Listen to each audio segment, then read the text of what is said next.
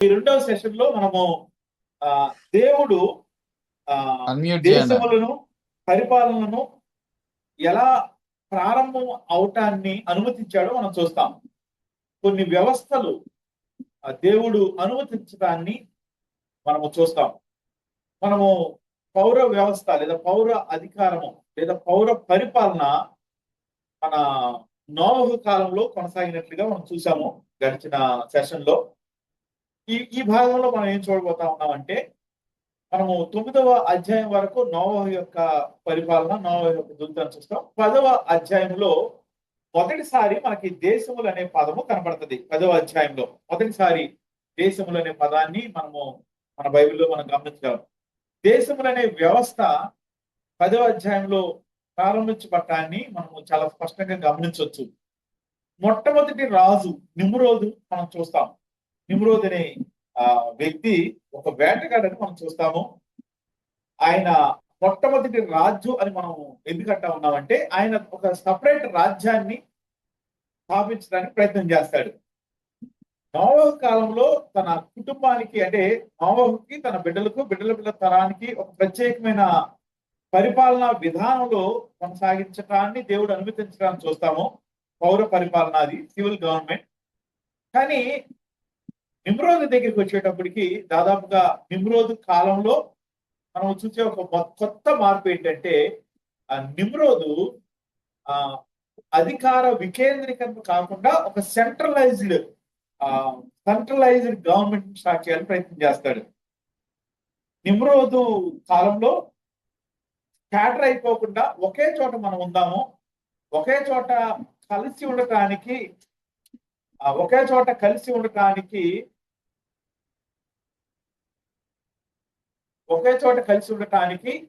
మనము ఒక కట్టడాన్ని కట్టుకుందాం అని మాట్లాడటానికి మనం చూడగలుగుతా ఉంటాం. ఒక ఎత్తైన భవనాన్ని కట్టుకుందాం అంటాడు మన మామూలు భాషలో చెప్పాలంటే. నిమ్రోదు కాలంలో ఆయన మనుషులతో మాట్లాడటాన్ని మనం గమనిస్తాం, మన జనముతో మాట్లాడటాన్ని గమనిస్తాం. నిమ్రోదు తాను ఒక నాయకుడిగా ఎలివేట్ చేసుకోవటాన్ని మనం చూస్తాం. అక్కడ ఉన్న వ్యవస్థ అంతటిని తన మాటలు అంగీకరించే వాళ్ళలాగా తను వారిని ఒప్పించడాన్ని మనం చూస్తాం. నిమ్రోదు కాలంలో జనములు అతని మాటని యాక్సెప్ట్ చేసి వాళ్ళందరూ కలిసి ఒక గోపురాన్ని కట్టడానికి, అతనితో పాటు ముందుగా వెళ్ళటానికి, అతని ఆధీనంలో కొనసాగటానికి సిద్ధపడినట్టుగా మనం గమనించగలుగుతాం. నిమ్రోదు ఒక రాజు. ఒక విధంగా చెప్పాలంటే రాజు అంటే నాయకుడు, ఒక బలమైన నాయకుడు. రాజు కాలంలో రాజు సెంట్రలైజ్డ్ గవర్నమెంట్ ఉంటుంది. రాజుకి తనని కేంద్రంగా ఉంటూ గవర్నమెంట్ చేస్తాడు, పరిపాలన చేస్తాడు. అది నిమ్రోదు విషయంలో మనం చూస్తాం.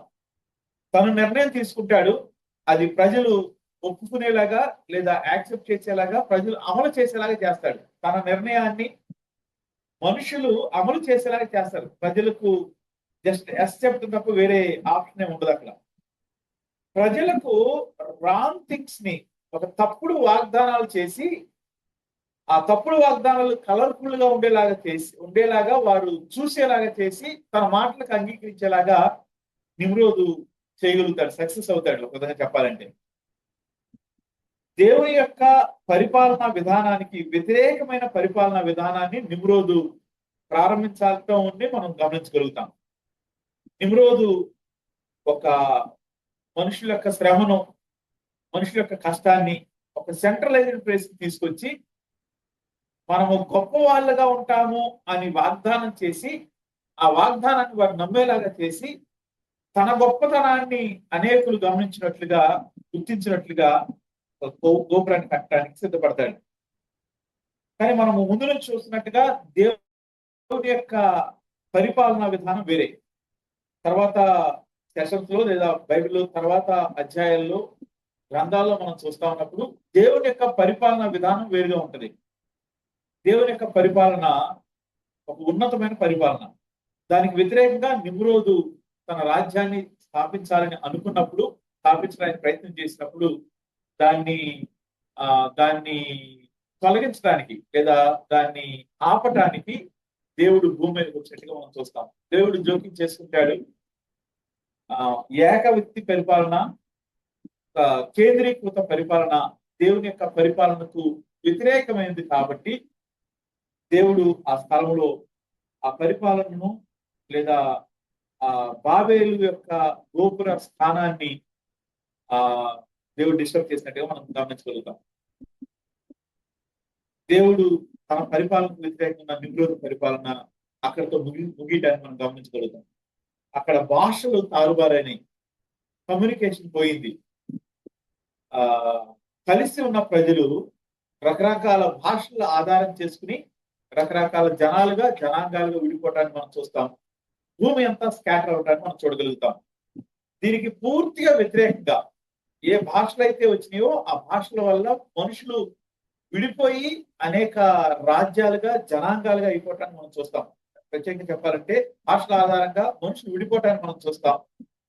కానీ క్రొత్త నిబంధనలో పెంతెకోస్తు దినమున అదే భాషల వల్ల మనుషులందరూ ఒక ఏక రాజ్యంలోనికి, సంఘం అనే ఏక రాజ్యంలోనికి చేరటాన్ని మనం చూస్తాం. విడిపోయిన భాషల వల్ల విడిపోయిన మనుష్య జాతి మరలా పెంతెకోస్తు దినాన అదే భాషల వల్ల కొత్త రాజ్యం స్థాపించబడటాన్ని మనం గమనించగలుగుతాం.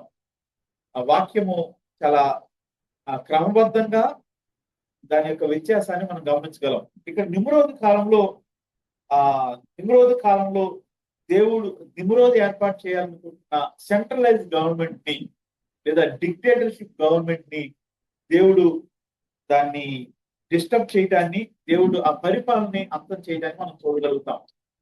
దేవుని యొక్క చిత్తానికి వ్యతిరేకంగా ఉండే పరిపాలనలు దేవుని యొక్క ఉద్దేశాలకు, దేవుని యొక్క విధానాలకు వ్యతిరేకంగా ఉన్న ప్రభుత్వాల యొక్క విధానాలను అది ఫుల్ అయినప్పుడు, సంపూర్ణమైనప్పుడు, వాటి కాలము సంపూర్ణమైనప్పుడు దాని విషయంలో దేవుడు జోక్యం కల్పించుకుంటాడు అనేది నిమ్రోదు కాలం నుంచి మనం చూడగలుగుతాం. తర్వాత నిమ్రోదు రాజకీయ ఆశయాలను దేవుడు జోక్యం కల్పించుకుని అక్కడితో తన పరిపాలనను ముగించడాన్ని మనము గమనించగలుగుతాం. దేశము యొక్క రూపాంతరం చెందటానికి భాషలు అనేవి చాలా ప్రాముఖ్యమైనవి.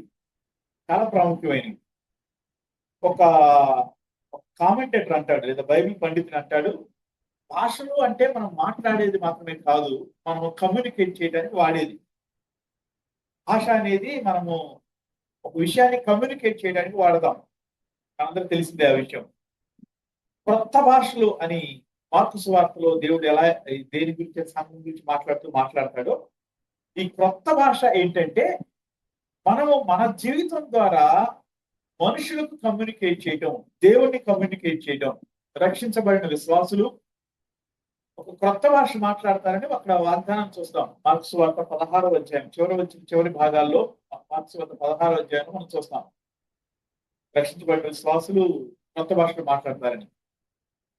ఆ బైబిల్ పండితుడు ఏమంటాడంటే, మనం మాట్లాడే కొత్త భాష ఏమై ఉండాలంటే దేవుని గురించిన సత్యాలై ఉండాలి, దేవుని గురించిన మాటలై ఉండాలి. మన జీవితము ఒక క్రొత్త భాష అయి ఉండాలంటాడు. మన మాటలు మాత్రమే కాదు, మనం మాట్లాడేది దేవుని సత్యాల గురించిన భాష మాత్రమే కాదు, కానీ మన జీవన విధానమే కొత్త భాష అవ్వాలని ఆయన మాట్లాడతాడు. దాంతో నేను ఏకీపిస్తాను. మనం మాట్లాడే కొత్త భాషలో దేవుని రాజ్యాన్ని కట్టడానికి మన జీవితము ఒక కొత్త భాషగా నిలుస్తుంది. అనేక ప్రాచీన గవర్నమెంట్ పరిపాలనలో కొద్ది కాలము సెంట్రలైజ్డ్ గా గవర్నమెంట్ గా ఉన్నప్పటికీ తర్వాత కాలంలో ఒక మంచి పరిపాలన కొరకు అవి వికేంద్రీకరించబడిన పరిపాలనగా కొనసాగడం అనేది మనం చూడగలుగుతా ఉంటాం. దీనికి ఒక గొప్ప ఉదాహరణ అంటే నిమ్రోదు తర్వాత మనం చూస్తే మనకు బాగా అర్థమయ్యే గొప్ప ఉదాహరణ ఇశ్రాయేలు యొక్క పరిపాలన పద్ధతులు.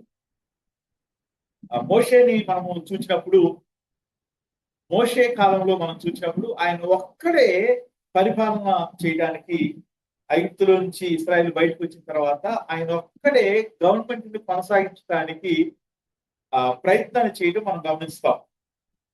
ఎందుకంటే ఐగుప్తు యొక్క రాజ్యంలో ఉన్న మోషే, ఐగుప్తు యొక్క పరిపాలన చూసిన మోషే అదే పద్ధతులు దేవుని ప్రజలైన ఇశ్రాయేల్ మధ్య కూడా ఇంప్లిమెంట్ చేయాలి అనుకుంటాడు తనకు తెలిసిన విధానంలో.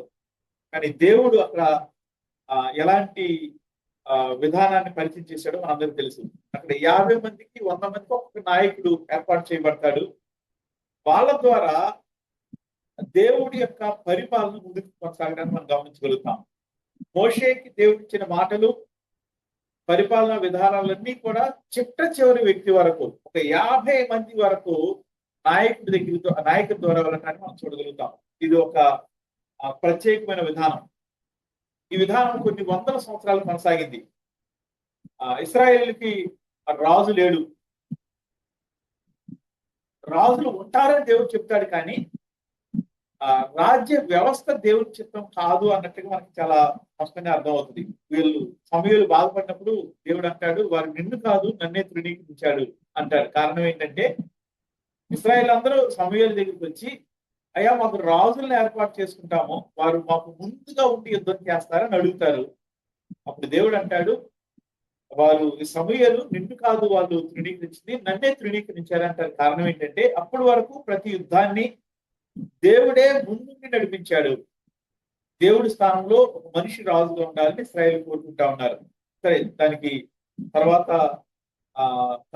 ఆ విషయం దగ్గరికి వచ్చినప్పుడు మనం పూర్తిగా చూడటానికి ప్రయత్నించేద్దాం. ఇక్కడ ఇశ్రాయేలుకి మొదటిగా రాజు లేడు.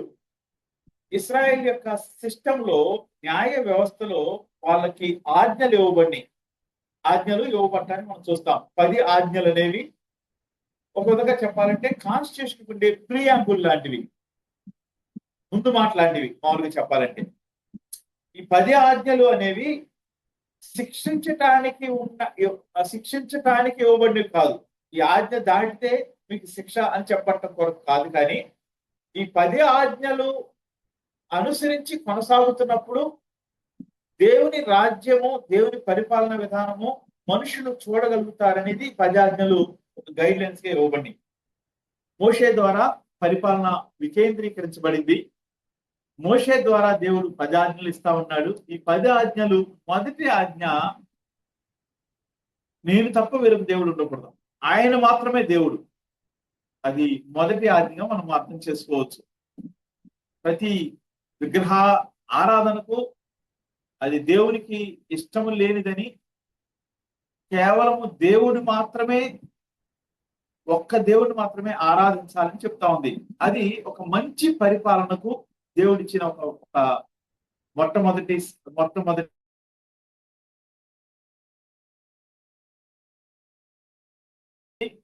వారి జీవితాల్లో మోషే కాలంలో ఇచ్చిన 10 ఆజ్ఞలు చాలా విషయాలు తెలియజేస్తాయి. అందులో కుటుంబానికి తల్లిదండ్రులు సన్మానించము అనే ఆజ్ఞ, కుటుంబ వ్యవస్థ, దేవుని చేత ఏర్పాటు చేయబడిన కుటుంబ వ్యవస్థకు పటిష్టంగా ఉండటానికి ఇవ్వబడిన ఒక ఆజ్ఞ.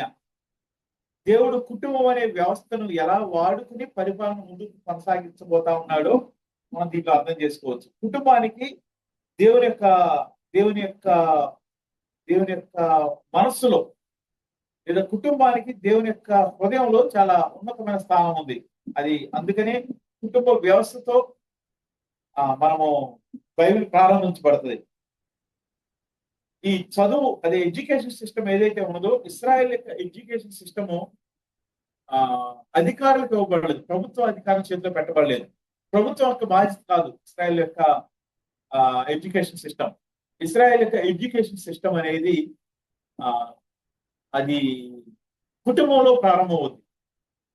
మన పిల్లలకు వారు కూర్చున్నప్పుడు, లేచినప్పుడు దేవుని గురించిన విషయాలు బోధించడం అనేది గృహంలో, కుటుంబంలో మొదలయ్యే ఒక పద్ధతి. నిజానికి మన తెలుగులో కూడా దీని గురించిన ఒక మాట ఉంటుంది. మీరు ఎంతమంది ఉన్నారో నాకు తెలియదు, కానీ వడి, గుడి, బడి అంటారు. 3 మాటలు. వడి, గుడి, బడి అంటే పిల్లలను వడిలో కూర్చోబెట్టి నేర్పించాలి, తర్వాత గుడిలో తీసుకెళ్ళి నేర్పించాలి, అప్పుడు బడిలో వేయాలి. ఇప్పుడు వడిలో కూర్చోబెట్టి నేర్పించడానికి మన ఒళ్ళో వేరే ఉంటా ఉన్నాయి ఈ రోజుల్లో. ఇశ్రాయేలు యొక్క పరిపాలనా విధానాన్ని మోషే కాలంలో మనం చూసినప్పుడు మోషే ద్వారా ప్రారంభమైన ఆ పరిపాలన విధానము చాలా సంవత్సరాలు, చాలా వందల సంవత్సరాలు కొనసాగుతుంది. రాజుల కాలం వచ్చే ముందు వరకు కూడా. నిజానికి అదొక ప్రజాస్వామ్య వ్యవస్థ, ఒక డెమోక్రటిక్ సిస్టమ్ ని, డెమోక్రటిక్ గవర్నమెంట్ ని దేవుడు ఏర్పాటు చేయడానికి మనం చూస్తూ ఉంటాం. న్యాయాధిపతుల కాలంలో న్యాయాధిపతుల్ని ప్రజలే ఎన్నుకుంటారని మనం గమనించగలుగుతాం, కొంతమంది న్యాయాధిపతుల్ని. సో పరిపాలన విధానాలు ఎలా ట్రాన్సెండ్ అవుతా ఉన్నాయో, ఎలా కొనసాగుతా ఉన్నాయో, మార్పులు చెందుతా ఉన్నాయో మనం చూస్తూ ఉంటాం. ఆ ప్రతి దేశంలో, ముఖ్యంగా తాను ఎన్నుకున్న ఇశ్రాయేలు జనాంగమును దేశముగా రూపొందించే క్రమంలో దేవుడు ఆ ఇశ్రాయేలు జనాంగాన్ని మధ్య ఉంచాలనుకున్న పరిపాలన గురించి మనము ఇప్పుడు వరకు చూస్తా ఉన్నాం. వాళ్ళు మోషే తీసుకున్న నిర్ణయాలు దగ్గర దగ్గర ఒక 400 సంవత్సరాలు, మోషేకి దేవుడిచ్చిన ఆ వ్యవస్థ 400 సంవత్సరాలు పైగా రాజు లేకుండానే కొనసాగటాన్ని మనం గమనించగలుగుతాం. ప్రజాస్వామ్య వ్యవస్థ అనేది మోషే కాలంలో మనం చూస్తాం, అలాగే న్యాయాధిపతుల కాలంలో మనం చూస్తాం. దేవుడు కొన్ని వందల సంవత్సరాల క్రితమే వారితో ఒక నిబంధన చేశాడు. ఇంతకుముందు నేను నిబంధన గురించి మాట్లాడుతూ, కవనెంట్ గురించి మాట్లాడుతూ, ఆ నిబంధన ఒక రాజ్యాంగం లాంటిదని, కాన్స్టిట్యూషన్ లాంటిదని చెప్పాను. దేవుడు ఇశ్రాయేలుకి ఇచ్చిన నిబంధనలో కూడా మనం ఇదే విషయాన్ని చూడగలుగుతాం. ఇశ్రాయేలుకి చేసిన నిబంధనలో, మన రాజ్యాంగంలో ఎలా అయితే మన రైట్స్ ఉంటాయో, హక్కులు ఉంటాయో, బాధ్యతలు ఉంటాయో, అలాగే రెస్పాన్సిబిలిటీస్ ఉంటాయో, అవన్నిటినీ, డ్యూటీస్, రైట్స్ అండ్ రెస్పాన్సిబిలిటీస్, వీటన్నిటినీ కూడా మనము దేవుడు ఇశ్రాయేలుకి ఇశ్రాయేలుతో చేసిన నిబంధనలు మనం చూడగలుగుతాం. చాలాసార్లు అందుకనే నిబంధనలను కండిషనల్ కవనెంట్స్ అంటారు. రాజ్యాంగంలో కూడా, ఈ రోజు మనకున్న రాజ్యాంగంలో కూడా మనకి ఇవ్వబడిన ప్రతి హక్కుకి కూడా ఒక కండిషన్ ఉంటుంది, ప్రతి రైట్ కూడా ఒక రెస్పాన్సిబిలిటీ ఉంటుంది, మనకు డ్యూటీస్ ఉంటాయి. ఇవన్నీ కూడా చాలా స్పష్టంగా దేవుడు ఇశ్రాయేలుతో బోధించడాన్ని మనము మొదటి మోషే కాలంలో ఉన్న ధర్మశాస్త్రం మనం చాలా స్పష్టంగా చూడగలుగుతాం. దాని యొక్క పూర్తి వివరణ ఆయన ద్వితీయోపదేశ కాండంలో మనకి ఇస్తాడు. నిర్గమకాండంలో 20 నుంచి 23 అధ్యాయాలు ఇశ్రాయేలు రాజ్యాంగానికి ప్రియాములు లాంటిది, ముందు మాటలాగా మనం గమనించగలుగుతాం. మూల భాగం 20 నుంచి 23 వరకు, 20వ అధ్యాయంలో మనకి 10 ఆజ్ఞలు మనం చూస్తాం. ఈ 10 ఆజ్ఞలను ఆధారం చేసుకుని పరిపాలన ఎలా ఉందో మనము చూస్తా ఉన్నాం. ఈ 10 ఆజ్ఞలు అనేవి చట్టాలు మాత్రమే కాదు, కానీ ఆ 10 ఆజ్ఞలను ఆధారం చేసుకుని దేవుడు ఒక మంచి దేశాన్ని నిర్మించడానికి ఆ ప్రజల చేతుల్లో ఆ దేశాన్ని పెడతా ఉన్నాడు. నేను దాన్ని చెప్పినట్టుగా దేవుడు మంచి చట్టాలు కలిగిన, మంచి న్యాయ వ్యవస్థ కలిగిన, మంచి జ్ఞానము కలిగిన పౌరులను కలిగిన దేశాలుగా మన దేశాలను మార్చాలనుకుంటాడు. దానికి ఒక ఇశ్రాయేల్ దేశం అనేది ఒక మోడల్ కంట్రీ, ఒక మాదిరికరమైన దేశంగా ఇశ్రాయేల్ని మనం ఉంచాలని మనం గమనించగలుగుతాం. ఇశ్రాయేల్ యొక్క జనాంగాన్ని కడుతూ వస్తూ ఉంటాడు దేవుడు. మొదటి మా ఆజ్ఞ నీతివంతునికి అనీతివంతునికి అందరికి ఇవ్వబడింది, అందరికీ ఒకటి దేవుడు. తర్వాత ఆజ్ఞలు విశ్వాసం గురించి, ఆర్థిక వ్యవస్థ గురించి, విద్య గురించి, ఇలాంటి వాటి గురించి ఇవ్వబడి. అంటే మనం దొంగతనం చేయకూడదు. దొంగతనం చేస్తే ఆర్థిక వ్యవస్థ డిస్టర్బ్ అవుతుంది. మనము పక్కవారిని ఆశించినప్పుడు క్రైమ్ పెరుగుతుంది. ఇలాంటి విషయాలన్నింటినీ చాలా స్పష్టంగా ఆయన దేవుడు వారికి అందించడానికి మనం గమనించగలుగుతూ ఉంటాం. ఇప్పుడు వరకు మొదటి సెషన్ లో, అలాగే ఇప్పుడు వరకు మనం చూస్తూ ఉన్నప్పుడు, మనం కొనసాగుతూ ఉన్నప్పుడు మనం గమనించిన విషయాలు ఏంటంటే, దేవుడు స్వీయ పరిపాలన నుంచి, ఆదాము కాలంలో స్వీయ పరిపాలన నుంచి, నోవహు కాలంలో పౌర ప్రభుత్వం కొనసాగుతూ, నిమ్రోదు కాలంలో నిమ్రోదు ఏర్పాటు చేయాలనుకుంటున్న రాజరికపు వ్యవస్థ, లేకపోతే సెంట్రలైజ్డ్ సిస్టమ్ ని బ్రేక్ చేసి ఇస్రాయేల్ యొక్క విడుదల కొరకు మోషే నాయకత్వంలో ఇచ్చిన ఆజ్ఞలను ఆధారం చేసుకుని చేయబడిన నిబంధన ద్వారా ఒక రాజ్యాంగాన్ని ఇస్రాయల్కి ఇవ్వటం, ఇస్రాయేల్ దేశాన్ని కట్టడాన్ని మనం చూస్తా ఉన్నాం. ఇస్రాయేల్ యొక్క న్యాయ వ్యవస్థ అత్యంత సమర్థమైనది. ఇస్రాయేల్ యొక్క న్యాయ వ్యవస్థ అత్యంత సమర్థమైనది. ఇస్రాయేల్ యొక్క న్యాయ వ్యవస్థ దేవుని సూత్రాల మీద ఆధారపడి ఇవ్వబడినది. దాన్ని వెంబడించినప్పుడు దాని యొక్క పద్ధతులను అర్థం చేసుకున్నప్పుడు ఒక కరప్టెడ్ ఫ్రీ కంట్రీ ఫామ్ అవుతుంది. ఒక కరప్షన్ లేని దేశముగా ఇస్రాయేల్ దేశాన్ని మనం చూడగలుగుతాం. వాళ్ళు ఆ చట్టాలని ఆధారం చేసుకుని, ఆజ్ఞను ఆధారం చేసుకుని, చేయబడిన నిబంధనను ఆధారం చేసుకుని కొనసాగినంత కాలము ఇస్రాయేల్ దేశము ఒక ఉన్నతమైన దేశంగా ఉండటాన్ని మనము గమనించగలుగుతాం. ఒక ఉన్నతమైన దేశంగా ఇస్రాయేల్ దేశము మనము ఉండటాన్ని మనం ప్రత్యేకంగా చూడగలుగుతాం. అలా ఇస్రాయేల్ దేశము కొనసాగుతూ ఉన్నప్పుడు ఇస్రాయేల్ యొక్క న్యాయ వ్యవస్థ అది మనుషులకు ఇవ్వబడింది. అది ఒకరికి ఇవ్వబడలేదు, మనుషులకు ఇవ్వబడింది.